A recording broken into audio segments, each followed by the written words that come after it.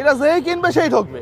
ভিতরে দেখেন ফোম দেওয়া, এই দেখেন, দেখছেন ফোম, দেখছেন ফোম, দেখছেন, এই দেখেন, এই দেখেন, দেখছেন, এই দেখেন, এই দেখেন ফোম দাম দেখাবো, এই দেখেন, এই দেখুন, এই দেখুন, এই দেখুন, দেখছেন, দেখেন তাহলে। ভালো আছেন ভাই? আপনার ভিডিওগুলো দেখি আমি। Thank you so much, thank you so much. আসলে আমরা ভালো আছেন ভাই?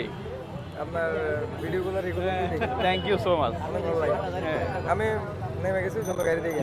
আচ্ছা আচ্ছা আচ্ছা, আছি আলহামদুলিল্লাহ। ফেসবুকে দেখা যায়। আঙ্কেল কেমন আছেন?